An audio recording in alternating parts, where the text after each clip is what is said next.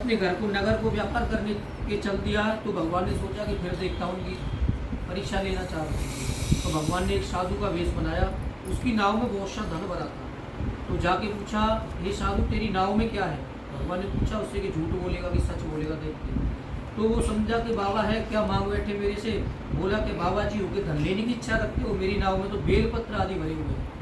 भगवान ने कहा जब तूने अपनी जवान से कह दिया है तो तेरा वचन तुझको सत्य। और थोड़ी दूर जाकर भगवान तपस्या करने बैठ गए। जब साधु ने पूजा पाठ आदि से निवृत्त हुआ तो जाकर देखा कि जब किसी चीज़ में वेट होता है तो वो नीचे रहती है, उसका वेट जब हट जाता थोड़ा बहुत ऊपर आती है। तो उनका नाव ऊपर आ रही, कारण क्या है? तो उन्होंने जाकर देखा कि नाव में तो धन ही नहीं है, बेलपत्र आदि भरे हुए। तो जितने दिन उन्होंने कमाया सब धन बेलपत्र में चढ़ गया।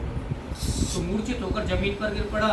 जब मूर्छा खुली तो उसके दामाद ने कहा कि आप चिंता क्यों करते हो, ये तो भगवान सत्यनारायण का श्राप है, आप उनकी शरण में जाइए।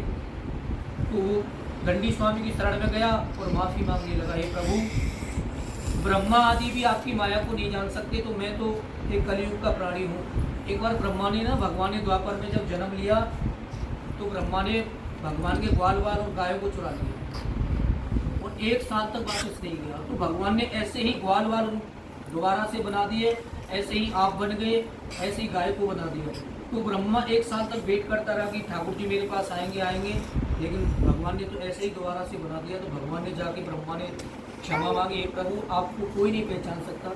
तो साधु भी बोला जब ब्रह्मा ही आपकी माया को नहीं जान सकता तो मैं एक कलयुगी जीव हूँ, तो मैं कैसे जान सकता हूँ? मैंने जो आपकी पूजा की है उससे आप प्रसन्न हुई, मैं सामर्थ्य के अनुसार आपकी पूजा करूँगा, मेरी रक्षा करूँगा। भगवान उस पर फिर प्रसन्न हो गए।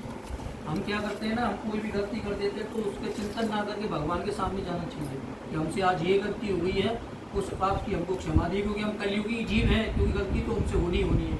मैं तुम्हें बता रहा हूँ मुझसे भी गलती होती है, लेकिन हम भगवान की शरण में ना जाकर खुद ही उसका वो करना भी चालू कर देते हैं।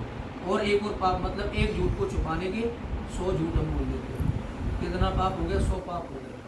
तो हमें एक झूठ बोलने के बाद भी भगवान की शरण में जाना चाहिए कि हमने आज इसी कारण से हमने झूठ बोला। हाँ, कहीं गाय कट रही हो तो वहाँ झूठ बोलना चाहिए। कोई आदमी मर रहा हो, तुम्हारे झूठ बोलने से अगर वो बच जाता है तो वहाँ झूठ बोल देना चाहिए, कोई दिक्कत नहीं। व्यापार में आप झूठ, आपका दुकान का काम है, आप 20 रुपये किलो कोई चीज़ ला रहे हो तो आप 25 बता सकते हो, उसमें झूठ चल जाएगा, क्योंकि व्यापार में चल जाता है। लेकिन आप हर जगह ही झूठ बोलोगे तो पाप लगता है। उसके भक्तियुक्त वचन सुनकर भगवान प्रसन्न हो गए, उसकी इच्छा अनुसार वर देकर अंतर ध्यान हो गई। तब उन्होंने नाव पर आकर देखा कि नाव धन से पूर्ण है। फिर भगवान सत्यनारायण का पूजन किया, साथियों सहित अपने नगर को चला। जब अपने नगर के निकट पहुंचा तो दूध को घर भेजा।